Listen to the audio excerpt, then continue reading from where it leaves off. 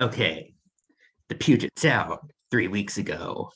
The radical writer had contacted me with a fall and brought me out of retirement for a new podcast idea.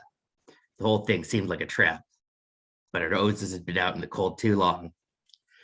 Hi, welcome back to the Social Justice War Room, the podcast where we deal with social justice and fiction, reality, and everything in between. I haven't been doing these lately on account of working full time, but the radical writer who appeared in one of the earlier episodes came to me with an idea for discussion that I just couldn't resist. So welcome back, radical writer.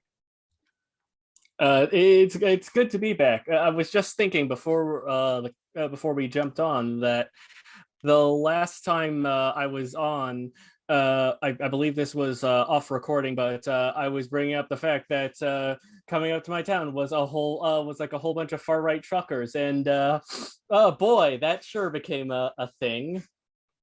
Yeah, that I'd like to say that things have settled down since then. I don't know in your particular area if they have, certainly not on a global I mean, things scale. have been cleared out, but there's still like people hanging around, and another bunch with a biker aesthetic came through, Ugh. including one of them who's like a well-known Holocaust denying live streamer. Oh, for fuck's sake. Yeah, And so meanwhile, the local police seems more concerned with roughing up Catholic school students who are protesting the student dress code than the literal Nazis. that very much sounds like what law enforcement would do. Hmm. And this comes off of, as at the time of recording this yesterday, Biden gave a press release in my country about how states should start spending their unused COVID funds on more law enforcement as cases are surging again. Ugh. I'd say like this is part of a master plan to like shore up the defenses of the elite as the many crises of virus and climate and inequality pile up. But really, I don't think Biden is bright enough for any solutions other than more cops. So Yeah, I think that it's more accurate to say the dude's just like defaulting to his base political assumptions. yes, Mr. Crime Bill would do that.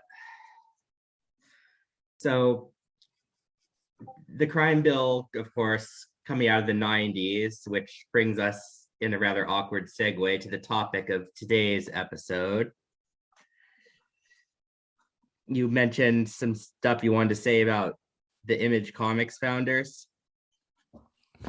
Yes. So basically, with I actually wrote a blog post about this around the time it happened, but very recently, the workers at Image Comics formed a union. And I should probably specify, because I know there was a couple people early on who got a bit confused and thought, oh, so like everyone's organizing. It's like, but because of the way the labor relations board in the states defines workers and stuff, anyone who's heard about like shitty stuff that's happened to like artists and writers who work for the big comic publishers probably has heard that they aren't employees, they're technically like contractors, so they don't get the same kind of benefits.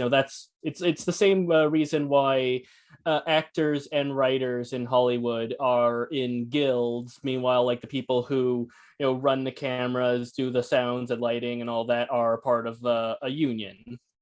And what happened with Image is that everyone who helps run the actual like publishing and stuff, so like the marketing department, the people who help run the presses, basically like all the people who help like run the actual Image location, form the union. And Image, well, not nearly as bad as what we've seen with companies like Amazon and Starbucks. They did the bare minimum of shitty corporation, and instead of recognizing the union right away, try to force a vote, basically, which is a thing a lot of companies will do, because they know that sometimes if they put it up to like a second vote, that gives them time to either press on the workers to give them anti-union propaganda, or just generally hope that they might lose their nerve somehow between the announcement and the time of the vote. And but unfortunately, if there was any systemic attempt within Image to try and prevent that from happening, it did not go through, and the Image Workers Union did go through. And we haven't heard much about them since, which seems to apply that unionizing did not destroy the company. Yeah. But I am definitely really excited to see if they can manage to spread their branches outside of the one publisher. I can definitely say if they do manage to try and do this for DC and Marvel, shit's gonna get interesting. I hope so, because But I imagine, considering their size and the general the fact that it was one union that didn't get as much media attention as, say, Amazon, that they're probably at least giving it some time just so everything's in order before they try anything that ambitious, if that's even something on their minds. Yeah, but if you look at the initial demands of the union that they posted when they started, these are things like better overall product through the immediate addition of staff, improved career mobility, increased knowledge retention through the implementation of detailed record keeping and procedural documentation, which not only suggests that these are very basic things Image was lacking, but that this was a very poorly run production.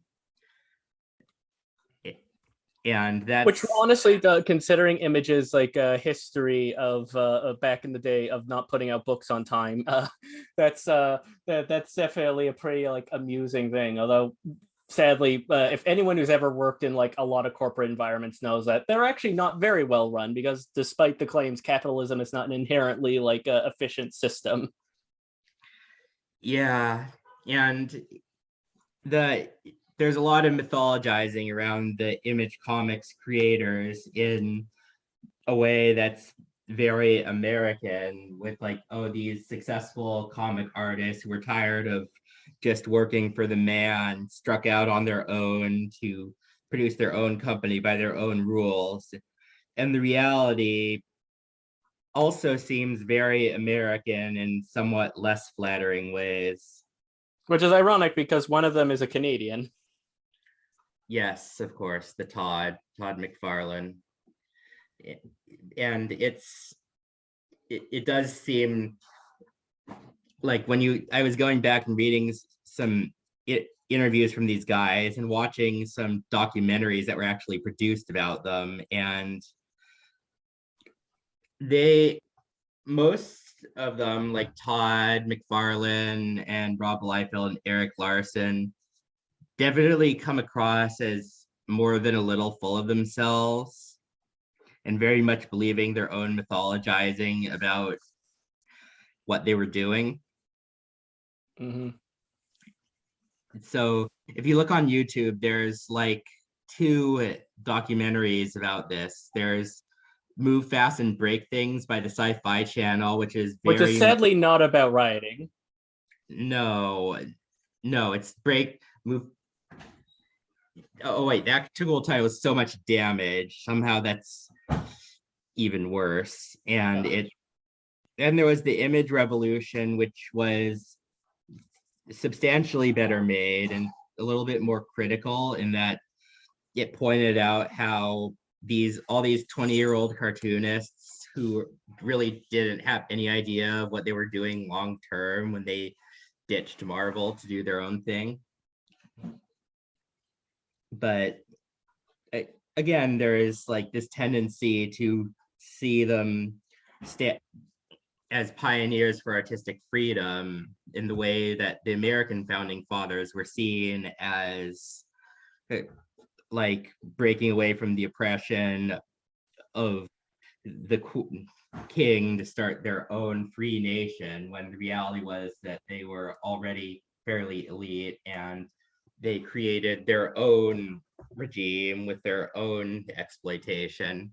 Obviously, it's not as bad because I don't think Todd McFarlane owns slaves. I'm going to need citation on this one.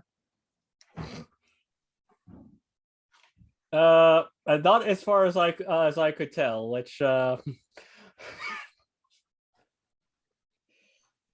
Yeah. yeah, like bringing up the subject of comic book documentaries, it's all I find the way the Image founders are often presented. It's very similar to like the way if you've seen any like history of comic books or history of superheroes documentary that was made before the death of Stan Lee. They always have Stan Lee there as an interview subject, and he's always talking about like his specific time at Marvel. You know, he never brings up, or sometimes he might bring up like what happened with like Lee and Kirby, but like they really like skim over it and just sort of make it sound like it was a tragic parting of the ways, and you know, completely ignoring the fact that there was several like allegations of mistreatment for Marvel, which is admittedly a kind of like a fitting reference point when you consider the reason why Image happened was because at the time this was happening, like this was when like Jack Kirby being screwed by Marvel was like an open secret within the industry, but within like comics fandom, it wasn't that widely known. It was still largely behind the scenes inside baseball. But the '90s was when it really started to come through because that's when a lot of the lawsuits started against Marvel started to happen, and Jack Kirby was like openly speaking about it at conventions and stuff. And so like people had become aware, and the Image artists saw that, oh hey, like Jim Lee like saw that, oh hey, I do all these like covers for X-Men, and but they get slapped onto a t-shirt, and I don't get any of the money that comes from all those t-shirt sales, which, considering this was the time when Marvel was trying to be like a mini comics Disney, where it wasn't just making comics, it was making all this other merchandise and TV shows and movies and stuff like that. That, you know, that means they were losing an even bigger cut of the money coming from the stuff they were working on than even past creators were. And that's what basically led to the start of Image Comics. They went so that they could have that full, that's like a full like that full like a cut of their work. And with Image, that's more or less how it works. If you make something for Image, you generally speaking get the full credit, and you get cut of old merchandising, and you know, you are consulted on adaptations. If I remember correctly, like with Invincible, the original artist for like the first couple of issues of Invincible is actually like a producer on the Amazon Prime series, if I remember correctly. And he left the project relatively early on into its lifespan. And generally speaking, it did kind of improve things in the industry more generally. Like after that whole incident, like Marvel and DC, whenever like new characters were created, they would do more to actually properly credit artists for their work on adaptations, and at least like give a bit more money as compensation, although not as direct. I'm not sure of the exact stipulations, but I know a lot of later creators like Grant Morrison, Jeff Johns get like a more of a cut of the pie than they would have like even a decade or two earlier than when they started. And but you know, that still doesn't stop like people from getting screwed over. Like there was a lot of discourse when the Hawkeye series came out on Disney Plus, and the artist for the Matt Fraction run on Hawkeye came out and said that Marvel was using advertising material and publicity stills that were basically recreations of his covers and panels that he had done, and he wasn't being compensated for any of it. Yeah. Also, the gains that you can rightly credit to Image within the industry, they sound like they go to people who were already closer to the top, like no one is going to call Jeff Johns or Grant Morrison like just another one of the writers. They're 500-pound gorillas within the industry. Oh yeah, like it's probably a lot more leveraging on their part as big creators. Like I imagine G. Willow Wilson is not getting much of a cut of that Miss Marvel series that's coming out later this year, for example. Right. And also, you mentioned Robert Kirkman, who is credited a lot as like the base of the new Image comics when they became sustained success rather than like a flash in the pan during the collector boom, when they started relying more on writers rather than artists who drew a bunch of belts and pouches but couldn't stick to a deadline. But of course, Kirkman himself has some skeletons in his closet with the way he compensates those working for him. And it doesn't seem talked about very much because he's already got all this respect. Everyone loves The Walking Dead and how many doors it's opened for comics as a medium, without mentioning that like the first Walking Dead artist, Tony Moore, who similar to Cory Walker, was there for the first few issues and created the basic aesthetic for the book and left later, but was, unlike Walker, pretty much frozen out after he left from any kind of compensation until he brought it to court. So, and speaking of bringing things to court, there's the fact that Todd McFarlane infamously he had Neil Gaiman come on to do an issue of Spawn, and it was basically like showing like how he made like some specifically like it was like medieval Spawn, which was basically like Hell Spawn, who was a medieval knight. And Todd McFarlane, despite the fact that the rules of Image state if you create a character for Image, then you get compensation for the usage of that character, tried to screw freaking Neil Gaiman out of being compensated by saying, "Oh well, you just did like a derivative of my character, so like you don't deserve anything for it." And of course, naturally,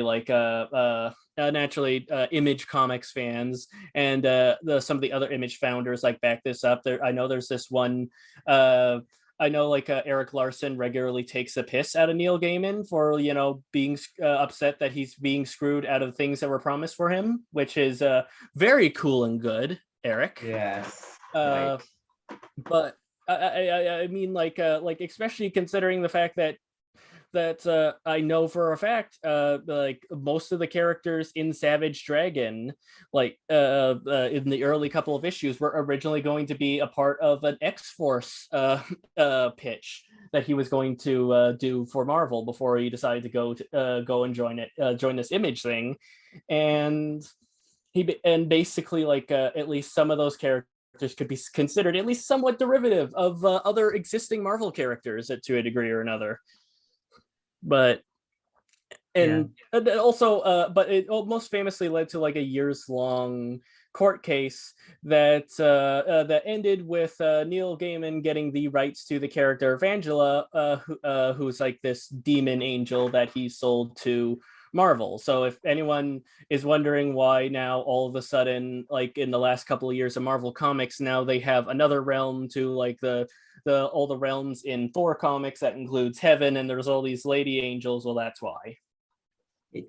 I guess also that technically means Neil Gaiman technically also led to us getting that one infamous Angela panel where that like evil demon or whatever says something about what was it unasked for opinions on Israel or something like that. Well, I don't think he could have perceived that coming. And if I were in Neil Gaiman's position and I won back the rights to work for hire, I character I created on a cheesy 90s superhero book. And then I probably would just sell it back to Marvel to spite Todd too. Yeah. I, I know it's not exactly though it's ethical thing, but under the circumstances, it seems like a hilarious way to rub it in. Oh But yeah, it's just a delicious irony. yeah, but the current state of image with guys like Robert Kirkman running with the older guard like Eric Larson basically just living off of their money as executives and founders and doing their comics without really expecting to see a profit, which I do respect on some level. Larson's drive to just keep doing Savage Dragon and keep being as weird as possible with it, no matter how much the rest of the world has moved on. But Mhm. all but I mean, it also definitely has that strong like webcomic energy of just like those ones that have just kept pushing on through the years. yeah, and on some level I do respect Todd for doing that with Spawn, but also like in the Image Revolution documentary, it describes how little these guys actually knew about the business they were breaking, how they ended up just like having to keep hiring on people at the last minute to fill the basic functions of comics production, how like once they started having their own work for hire artists, there was like some squabbling between guys like Todd and Mark Silvestri of Top Cow to get hold on said artists for their own sub imprints. And ultimately, once the comics industry started cratering because of the speculator boom, which should be familiar to anyone watching the cryptocurrency and specifically NFTs flattening after being touted as like the next big money making scheme. I'll give Rob Liefeld comics this. They look a lot better than NFT apes. Rob Liefeld, I think he's still doing like a new NFT comic. I'm not sure how it benefits from being about that. an NFT, but it's still a similar print.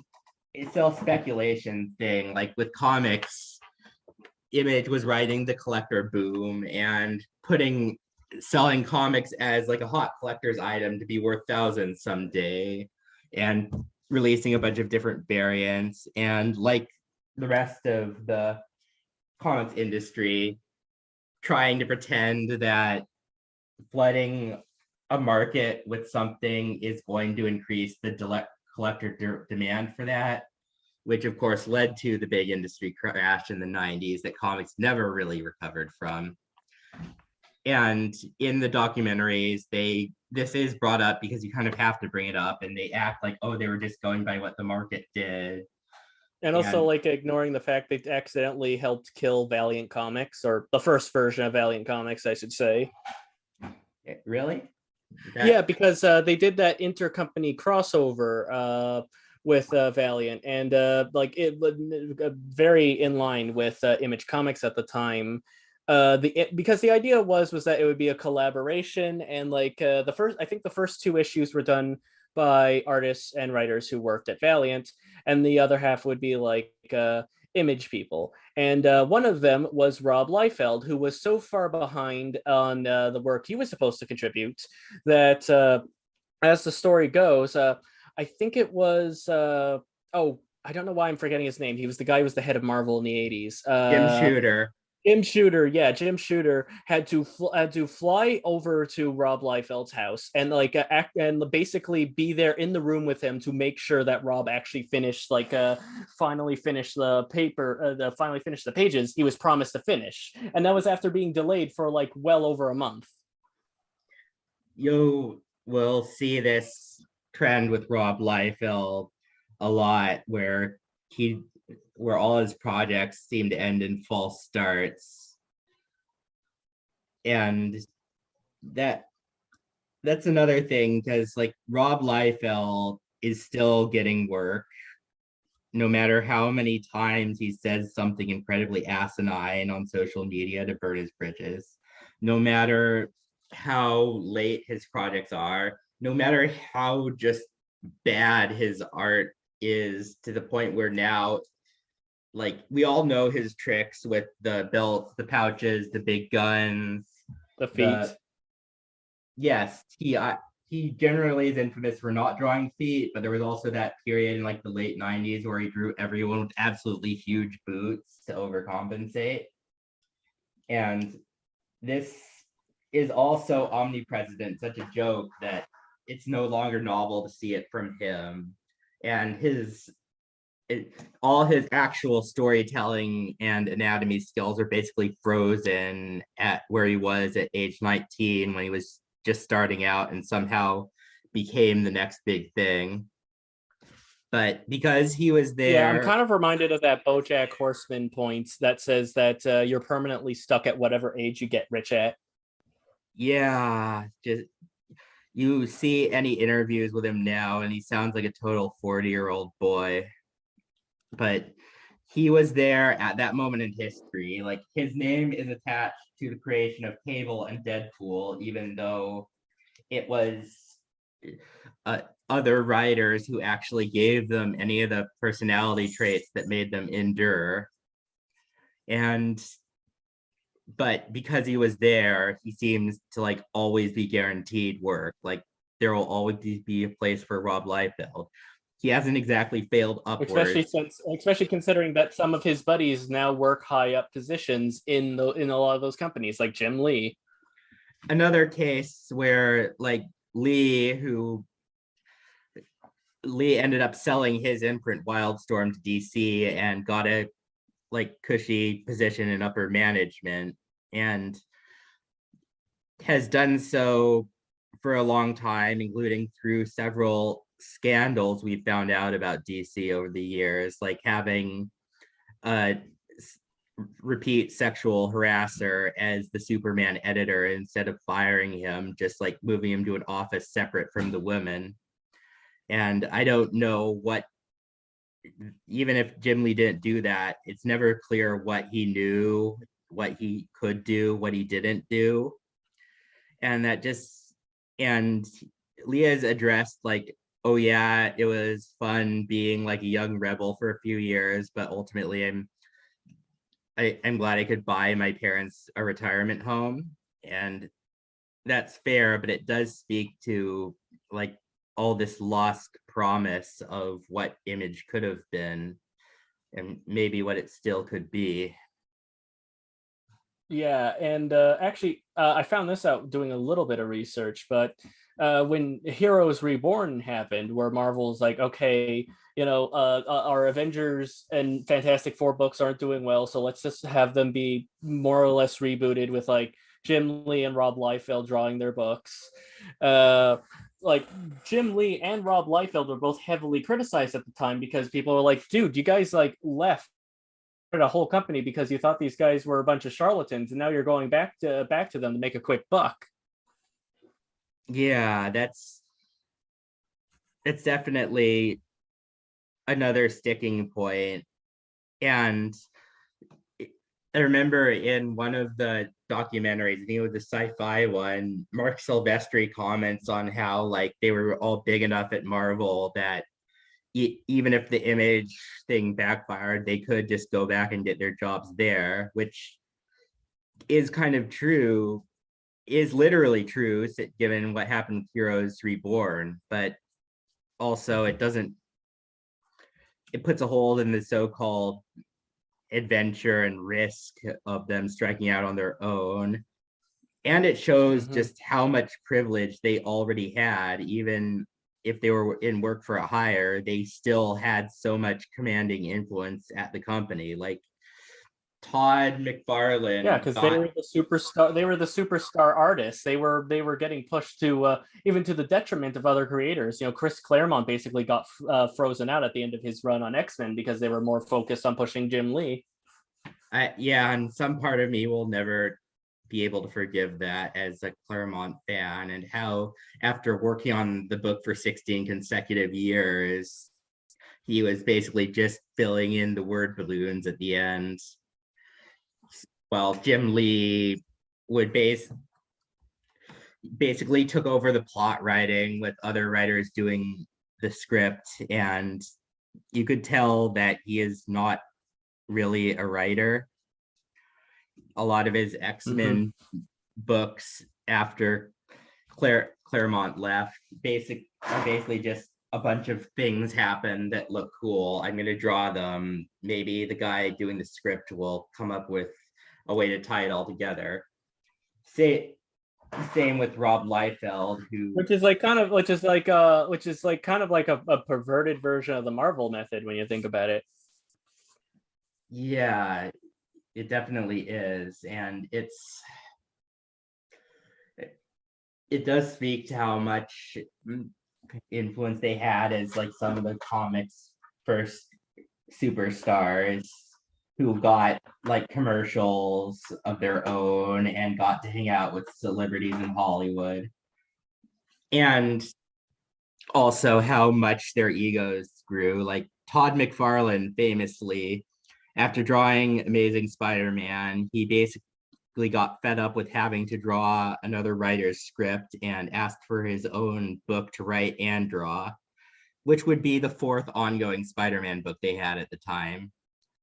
And here's the craziest part is he only stayed on there for like a year, and then there was an incident where they were crossing over with X-Force, and editorial edited a panel he did with the Juggernaut getting his eye stabbed out so it would look less gratuitous, and that's what caused him to rage quit.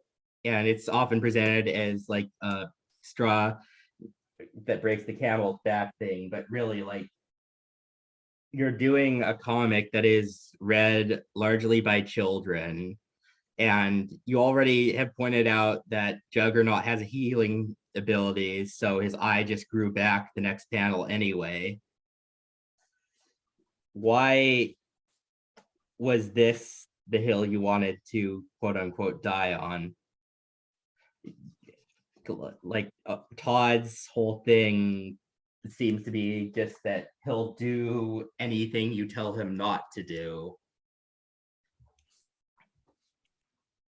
Yeah, like it definitely kind of has like a bit of that impulsive streak to him, and like, and also just there are also just in general a lot of the I mean, I can't speak for every single Image founder. I know next to nothing about Waltz.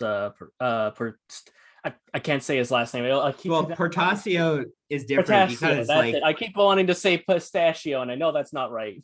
He left like right at the end, right at the beginning. I mean, similar to how the Hulk is technically an Avenger, even though he rage quit in the second issue of the 60s comic. Wells had some family stuff come up and he had to leave a managerial position, but he still kept drawing. And by all accounts, he actually seems to have like kept a degree of humility and personability that the other guys don't have. Yeah, like I was just about to say, like Eric Larson, like part of what led to this podcast like finally happening was there was like a bit where like the original tweet was like a couple of years old. I think this was like judging by like the image he had shared, this would have been like 2014, 2015, but basically he was like talking about how like all the new Marvel heroes sucked, and like all their designs were bad and all their names were bad. Like I believe the line he said specifically was oh, if I have to look up your name in a dictionary, that's a bad name, which is really fucking stupid considering you have like Marvel characters who are named Hyperion, and he literally named a character of his after the scientific name for a thorny devil lizard. Yeah, not exactly. People aren't exactly saying horridus in common conversation, Eric.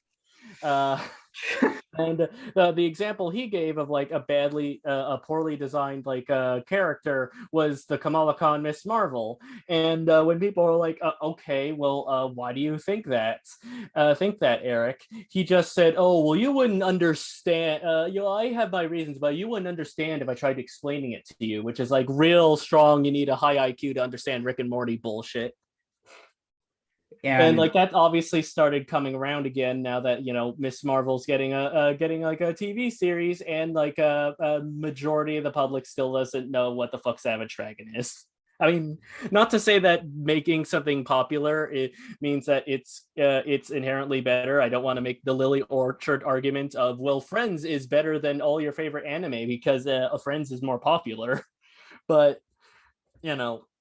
like I think like it kind of speaks to like what resonates better with most people than what Eric Larson seems to think resonates with most people. It does certainly speak to this kind of aging rock star attitude they have, where they used to be hip and with it, but to quote Grandpa Simpson, now what they're hip with isn't it, and what's it is frightening and confusing to them.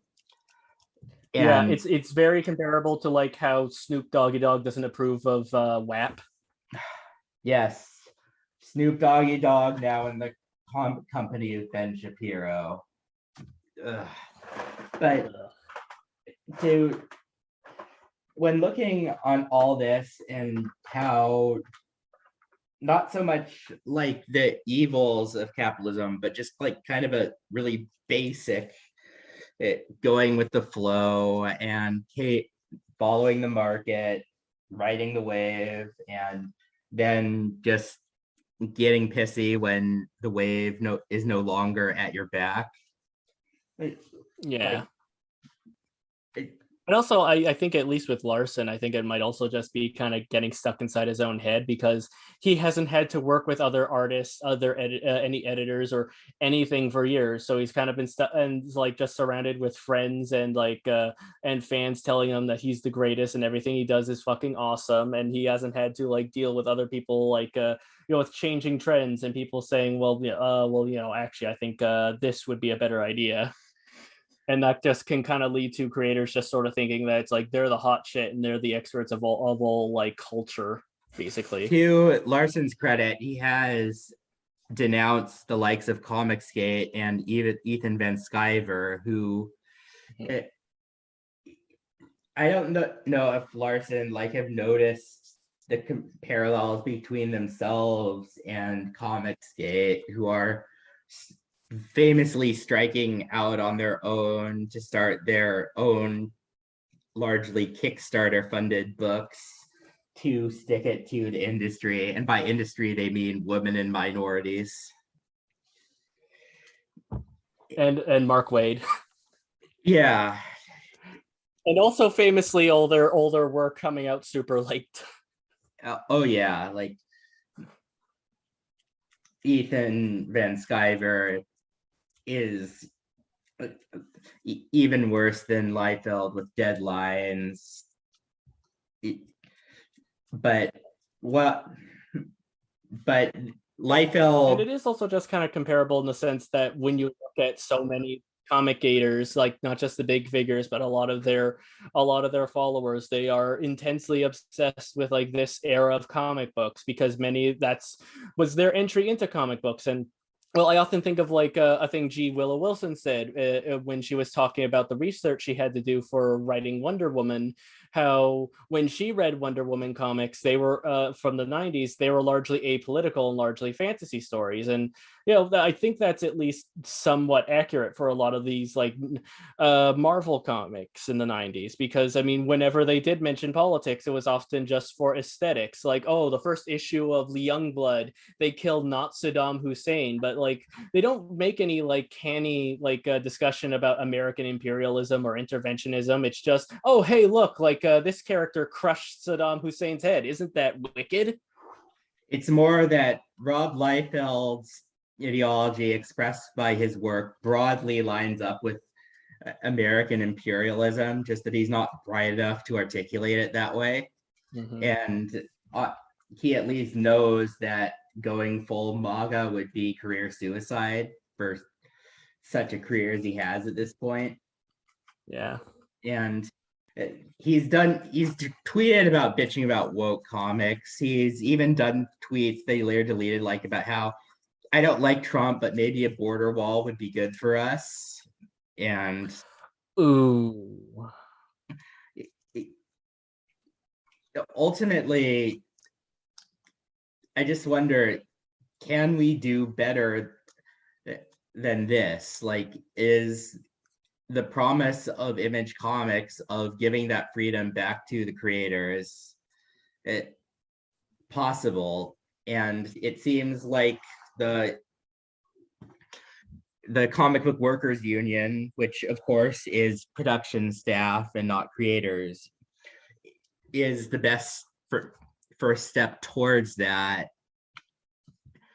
And I do know there is now talk of because the only reason why there isn't like a comic book writers guild or artists guild is that just basically the way that the existing like entertainment industry guilds define particular works, like they just haven't gotten around to really like figuring out how you define like writing or drawing for a comic book, like where exactly that would fit within the existing structure of guilds. So it's more or less just trying to work an exact definition before anyone can really like actually start organizing.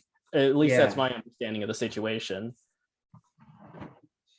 Yeah, but I'm reading through the comic book workers union's page, and of their demands, the one that got the most controversy on social media from all the wrong people was a collective voting option to immediately cancel publication of any title whose creators have been found to engage in abuse, sexual assault, racism, xenophobia, etc. Which like I try to limit my contact with like the chuddier parts of the internet these days, but if I imagine like a lot of the usual suspects like kind of glomped on that, like a lot of the people who glomped on like the Activision Blizzard walkout, like focusing on feminist issues and just like talking about that specifically so they don't have to acknowledge like the elephant in the room. Yeah, it makes perfect sense for me, especially since these workers are literally the means of production. They shouldn't have to publish comics that have all these terrible things, especially not when they're at the levers where they can stop them from being published. And that seems like a great measure for accountability that the comic industry just doesn't especially have. considering there's that recent Netflix press release that came, or not press release, but it was like someone who worked at Netflix revealed that like part of the sign up or information they give you when you agree to work for Netflix is saying now one of the things you have to agree to is that you're going to inevitably work on the production that you think is pushing a harmful idea. Yeah, the marketplace pretending that like all ideas are guaranteed equal, and if it's a harmful idea, it's still just as valid as a non-harmful idea, and we can't possibly arbitrate that. At least if that idea can make you profit. Yeah, at the very best, that sounds like a very West Wing liberal interpretation of how politics functions. Mm-hmm. Where like you just come up with like the best argument and that will be the determiner of what everyone agrees to, as opposed to like something that needs a conscious struggle to determine what ideas take hold. And the fact that even if you don't like telling people what to do, sometimes you do have to fight to push your ideas over other ideas if those other ideas are hurting people. The actual material costs of this. Yeah, and you ironically have the most like possible leverage when you're at like the when you basically are the ones like pulling the levers for this stuff. Like famously, what finally stopped the government shutdown a few years ago was all the air traffic controllers threatening to go on strike if the thing wasn't passed, and that's what finally got a budget passed. I thought that was all part of Nancy Pelosi's 8-dimensional chess game. Well, I mean, and I guess I just sort of wanted to bring this up because the thing that helped push me to do my blog article about the Image Workers Union is that I remember one of the memes that was going around in response to Image not recognizing the union was, kind of one of those before and after kind of memes. You have the photo of like the Image founders at the time saying it's like, yeah, workers' rights. And then like it's like, oh, screw the workers. And the thing was, that kind of annoyed me because it implied that Image was ever about workers' rights, because as we've mentioned, technically they weren't legally considered workers under the explicit under the like most legalistic definition. But also I doubt any of those people saw themselves as workers. Well, it's like the superstar artist label goes, they saw themselves as like cool like artistes who are at the head of their game, and not like seeing themselves like from a labor focused perspective, which is why Image was still, albeit a largely decentralized, so to make the profits among the creative staff more fair than in more traditional style publishers, still working under a corporate structure and the kind of like assumptions about it. If it was about workers' rights, Image wouldn't be a corporation; it would be a commune or a co-op or something. Yeah, so ultimately, since we're at the socialism or barbarism period of history, with the unionization push across the country, amongst as well as other countries, forgive my chauvinism, offering some actual hope in these times. This all kind of serves to be a good time to start asking ourselves, like, what do we really want? Like, what can we get? What's the best thing we can get for everyone? And to actually think about what we're doing and think about it as a collective. Since the Image guys are very much the American model of individual entrepreneurism, and as well the kind of Silicon Valley model, since they all not coincidentally all struck out west and had their like new coloring computer techniques when they launched. Yeah, they were the kind of move fast and break things guys, but they never really cared about whose things they were breaking. Yeah, which included like the livelihoods of several comic store owners and people in the industry. Yeah, and it's not enough to accept that this is the best we can do, not for society and not even for art and the way art is produced. But that, having said that, I'm not going to pretend that I know the answers to that. I don't know exactly what the right way forward is, just that I don't trust high status individuals saying that they do. Mm-hmm. I mean, to pull from the legendary organizers at the International Workers of the World, the difference between a boss and a worker is, do you have firing power? And the ability that you have people under you that you can basically just like can their ass if the mood strikes you, more or less. And I would definitely say that that the Image founders definitely had some firing power at Image. Definitely. That there was, even amongst themselves, like they were gonna cut Rob Liefeld out of Image in the mid 90s. He ultimately left before they could in a Richard Nixon move, but it yeah, the whole thing is just well, before we go, uh, is there anything you want to plug?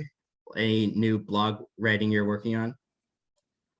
Well, since the last time we talked, I did actually post a blog about the trucker protests here in Ottawa, specifically the different like symbols of the Canadian far right, and their particularly their flags and what they sort of symbolize and what sort of means. I'm rather proud of that one.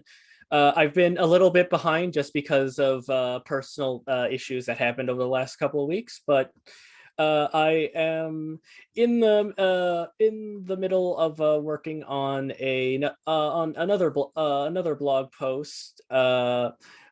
Another blog post about sorry, my mind's a bit of a blank, but about, well, I think I was actually talking about this the last time I was on the podcast, which is kind of embarrassing, but about how in recent years there's been a very like a terrible precedent of trying to use like being autistic as a way for a lot of like mass far right mass shooters to try and like get off scot-free as sort of an insanity defense kind of plea, and how like dehumanizing that is to autistic people.